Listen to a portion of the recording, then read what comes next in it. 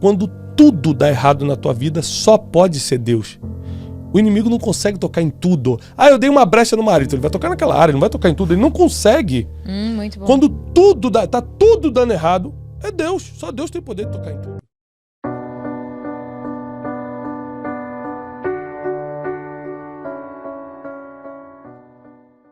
O ser humano, todos nós temos a necessidade, às vezes até neurótica, de aceitação. E o contrário de aceitação é rejeição. A pior coisa que você pode fazer é rejeitar uma pessoa, porque ela vai criar uma obsessão ou por você ou por outro tipo de coisa, ou seja, você vai fazer um mal muito grande à pessoa, porque a rejeição ela vai ao contrário da nossa natureza, que é ser aceito. Você pode ver que na passagem de Caim e Abel, Caim decide dar a oferta para Deus. Deus não pediu essa oferta. Ele falou, quero dar. Quando ele falou, quero dar, Abel, o irmão, também falou, também vou dar. Só que aí Deus rejeita a oferta de Caim, aceita a oferta de Abel. Aí Caim vai e mata Abel. A pergunta é, quem rejeitou Caim? Quem rejeitou a oferta de Caim? Deus. Então por que ele matou Abel? Porque o sentimento de rejeição ele mexe tanto no seu emocional que quando você não pode matar quem te rejeitou, você mata o mais fraco. E esse matar aqui pode ser emocionalmente, como tem muitos torturadores emocionais por aí, demais. Muitos perseguidores, muita gente está descontrolada emocionalmente. E outros tipos, né, de morte, tem gente matando outros espiritualmente, com palavras, com decepções, com escândalos. Então, eu comecei nessa idade a absorver muitos problemas emocionais. Mas sempre fui um sonhador. Comecei a crescer e... fui reprovado várias vezes na escola. Tem muita gente que fala assim pra mim, você é muito inteligente. Eu falei, cara, se pegasse meu currículo escolar, né? Você ia se decepcionar. Eu quase fiz mestrado de 7ª série, de tanto que eu repeti. Quase que eu fiz o mestrado pro doutorado ali de 7ª série. E estudei também em colégio. Chegou uma hora que meu pai e minha mãe falaram assim, não dá mais, vou te botar na escola pública. E eu fiquei por alguns anos na escola pública, porque eu já não conseguia passar de ano. Caramba. Daí a gente descobriu que eu tinha um déficit de atenção, né? Que só na fase adulta eu fui tratar isso. Uau. Às vezes até hoje eu tô pregando, por exemplo, começa a movimentar alguém e fala, olha gente, eu não quero ser mal educado não, mas se você continuar movimentando eu vou esquecer o que eu tô falando aqui. Então tá para parar um pouquinho, né? Porque eu gosto de atenção, para mim não, é porque você vai realmente tirar, vai me distrair. Então... eu comecei lutando contra as questões emocionais, depois do déficit de atenção. Esses problemas emocionais incluem várias coisas. Eu tinha ataques de raiva, eu era extremamente nervoso, impaciente eu sou até hoje, mas eu já consigo. Porque uma coisa impressionante na inteligência emocional, que o especialista em inteligência emocional não é perfeitinho, é que ele sabe reconhecer rapidamente o sentimento que está vindo, ele sabe qual é a solução, ele tem a caixa de ferramenta para aquele problema, ele resolve antes de externalizar isso. Muito bom. Então, eu sou nervoso, eu sou impaciente, tudo que eu era, só que agora eu não externalizo mais, porque quando começa a surgir, eu tenho a caixa de ferramenta para resolver. Tá? Muito bom. Então, por isso que é tão importante você saber, né, como você é, você ter esse autoconhecimento, para que quando começa você já, identificar sentimentos e emoções teus e das pessoas que convivem com você é uma das principais características em quem quer ser especialista em pessoas, que é o nome de um dos meus livros, e especialista em inteligência emocional. Muito bom. Então, fui crescendo, sempre quis casar rápido, sempre quis. Então, eu lembro que eu tive um namoro que não deu certo, desisti por vários motivos, e logo depois eu fiz uma oração, falei, Deus, a próxima pessoa que eu namorar, eu quero casar. E eu era muito jovem ainda. Quantos anos você tinha mais ou menos nessa época? Quando eu decidi casar, 22. Casei com 24, E eu falei assim... Pessoa focada, né? A próxima pessoa que eu namorar, eu quero casar. Então não deixa eu gostar de alguém que não seja para eu casar, né? E aí eu conheci Janine, já conhecia, na verdade, desde que ela era criança, porque ela era da mesma igreja que meu pai era pastor. Só que ela era criança, né? Eu sou 6, 7 anos mais velho que ela, e eu era já adolescentezinho, ela era criança. A gente se reencontrou, ela tinha 15 anos e eu 21. Com 22 e ela 16, a gente começou a namorar, 15 para 16. Então passamos um processo assim bem legal, a gente teve que esperar ela fazer 18 anos para casar, porque na época tinha que ter um documento que a gente não tinha para casar antes dos 18. Casamos e assim que a gente casou, meu pai, que era o pastor da igreja, falou, vou te ordenar pastor. e me ordenou pastor. Eu nunca fui pastor de igreja, assim, né? E muita gente me chama de pastor hoje, apesar de eu nunca ter me apresentado como tal. Mas como eu fiz faculdade de teologia posteriormente, né? E fui ordenado um dia, é um título nobre, é um título que eu amo, porque de alguma forma eu pastoreio a alma e o coração das pessoas. Mas nunca foi meu foco. Eu abri uma empresa assim que eu casei desempregado, fui mandado embora 10 dias antes de casar. E é engraçado que muita gente fala assim, quando eu tiver com a minha vida toda organizada, eu vou casar. Ah, tá bom. Lá pros 50 você começa então a pensar nisso. Muito bom, muito tem bom. que casar e acabou. E construir junto é a melhor coisa. E a gente, eu e Janine... Eu recebo, viu, Thiago? Aqui, ó. Amém, irmão. Mas é mesmo, tem que casar e quanto mais rápido melhor e construindo junto, que é o que mantém mesmo, é o que solidifica a relação. Um amigo meu recentemente falou, vou separar e tal. Por quê? Porque ela gritou comigo. Eu falei, se você escutasse as confusões que já teve lá em casa antigamente, ou seja, por que o que se faz os outros separar e pra gente, a gente se pedia desculpa e dormia normalmente? Porque a gente construiu junto. É muito difícil separar o que se foi construído junto. Porque existe um elo de amor muito forte, um elo de respeito muito forte, existe uma conexão espiritual muito forte.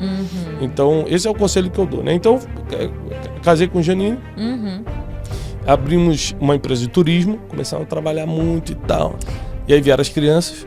Tá ligado com o sonho dele, né? Que ele viu o cara pregando inglês. Não, tá ligado. Eu gostava de viajar. Então, com 18 anos, assim, uma parte que eu pulei, com 18 anos, surgiu uma oportunidade para eu morar na Europa. Porque alguns amigos de infância da minha igreja foram para lá. Os pais eram pastores, foram enviados como missionários. Falaram, Thiago, olha, tem aqui vaga para músico, tem vaga para um monte de coisa. E eu fui, fiquei 2 anos entre Itália e Suíça. Ah, que legal.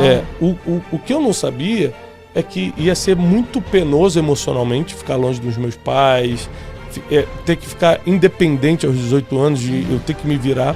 Então eu comecei a trabalhar com várias coisas lá, tipo lavar tapete, tudo que eu tivesse que fazer para ter o sustento. Porque eu ligava pro meu pai, tem que mandar. Na época, na Itália não era nem euro, era lira italiana. Nossa. Eu tenho que mandar lira italiana. E aí meu pai, mas Thiago, não tem como, porque e tal. E era uma complicação. Eu falei, não, eu tenho que me virar. Eu tenho que me virar. Muito bom. Então, aquilo ali foi uma escola emocional para mim, de amadurecimento também. Acho que acabou me fazendo assim virar homem, mas despertou em mim também o desejo de coisa boa, de querer conhecer o mundo. Muito bom. E tal. Então, eu tive uma experiência depois como vendedor de várias coisas, acabei terminando vendendo passagem aérea. Foi aí que eu fui mandado embora, eu era funcionário. E aí quando eu fui mandado embora, 10 dias depois eu casei com a Janine. Ela ainda estudava. Então ela acordava e ia pra escola, olha que louco. Ela acordava, botava o uniforme e ia pra escola. Gente! Né? E eu acordava, não sabia o que ia fazer. Eu falei, o que eu vou fazer? Né? Então a gente estava endividado, morando de favor, numa casa do meu pai. E eu tava assim, Deus, o que eu vou fazer, né? E eu tive a ideia de começar uma agência de turismo. Foi bem sobrenatural, porque para levantar um dinheiro, eu sempre trabalhei com estúdio quando eu era garoto, né? Estúdio de gravação. Eu liguei pro dono do mesmo estúdio. Essa é a importância de você entrar no lugar e quando for sair de porta aberta. É verdade. Você sempre vai poder voltar. Eu liguei e falei, você não consegue uma vaga para mim só por um tempo para eu levantar um dinheiro? Eu acabei de casar, e claro, de madrugada. Aí eu falei, tá bom. Então eu ia lá de madrugada, gravava, para ganhar, não lembro, 70 ou 80 reais a noite. E ficava lá na mesa de gravação a noite toda, a madrugada toda. Mas levava sustento dentro dos nossos apertos. Dentro dos nossos apertos eu levava o sustento para casa. Até que numa dessas gravações eu conheci um cara que foi levar a esposa para gravar. E ele falou assim, rapaz, eu sou pobre e tudo, mas eu acabei de ganhar uma herança e não sei o que fazer com essa herança. E Deus me falou que você tem uma ideia. Eu sempre acreditei nas intuições espirituais, nas palavras proféticas, porque sempre deu certo para mim. Então, o cara sentou do meu lado e falou, olha, Deus me falou que você tem uma ideia. Eu falei, tenho. E eu dei o nome da agência, eu tinha tudo desenhado já, eu sempre fui muito bom de botar no papel. Quando eu falo que é muito bom de fazer isso, é que eu sempre fiz, né? Concretizar, eu sempre fui bom de... Assim, eu tive uma ideia, eu botava no papel, tá aqui, o projeto tá pronto. Se um dia Deus quiser, tá aqui. E aí ele falou, você tem ideia? Eu falei, tenho. Mostrei pra ele, ele falou, gostei. Então, nunca mais me esqueço. Ele entrou com 60 mil reais na época. Caramba. Eu ganhava 70 reais por noite, então era muito dinheiro. E começamos a agência de turismo nos fundos da minha casa emprestada. Eu morava emprestado. Não vendemos nada em 3 meses. E ele falou, cara, eu quero sair, isso é muito ruim. Você tem como devolver o dinheiro? Eu vou comprar um táxi, sei lá. Eu falei, olha, me dá um tempo. Aí ele saiu da sociedade confiando que eu ia devolver. Quando ele saiu da sociedade, e ele é meu amigo até hoje, abraço Marcelo, obrigado pelos 60, já devolvi. Quando ele saiu, Deus começou a prosperar a agência. Nossa! E aí a gente entendeu que Deus usou ele, mas não era a vontade de Deus e nós estávamos juntos. Aí rapidamente eu devolvi o dinheiro e comecei a agência começou a crescer. E em poucos anos a gente tornou a 3ª maior empresa no segmento no Brasil.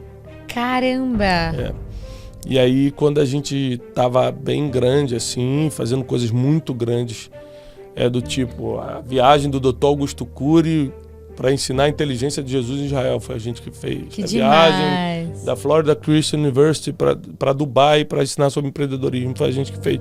Então, quando a gente já estava nesse nível, eu estava em Nova York com a minha esposa e eu recebi uma ligação de um sócio que eu tinha que me ligou e falou assim, volta pro Brasil agora que a gente está quebrando. Eu falei, como assim a gente está quebrando? Ele falou, virou tudo de cabeça para baixo, o dólar subiu, 87 grupos nossos foram cancelados, eu saía com 100 grupos por mês para Israel. Ele falou assim, volta porque deu um problema, a gente recebeu o processo pela primeira vez, está tudo dando errado. Eu peguei o avião, voltei de Nova York, e quando eu cheguei a empresa já estava de cabeça para baixo e eu não consegui recuperar nada. E eu, desesperado para manter o bom nome, que foi o que meu pai me ensinou, comecei a vender o patrimônio que eu tinha para ir pagando as coisas. Tecnicamente foi, eu recebi num dólar de 1,80, vários grupos, e o dólar pulou por causa de desses negócios de dólar, pulou para 3 e pouco, dobrou. Então eu recebi, vamos botar aqui em números, 3 mil reais, mas estava devendo 7 mil agora. E muitos grupos começaram a desmarcar porque ao mesmo tempo veio uma guerra entre Israel e Palestina, Israel fechou as fronteiras e todo mundo começou a pedir reembolso. Meu Deus. Então o que eu entendi? Hoje eu entendo, e eu prego sobre isso, quando tudo dá errado na tua vida, só pode ser Deus. O inimigo não consegue tocar em tudo. Eu dei uma brecha no marido, ele vai tocar naquela área, ele não vai tocar em tudo, ele não consegue. Muito bom. Quando tá tudo dando errado, é Deus, só Deus tem poder de tocar em tudo.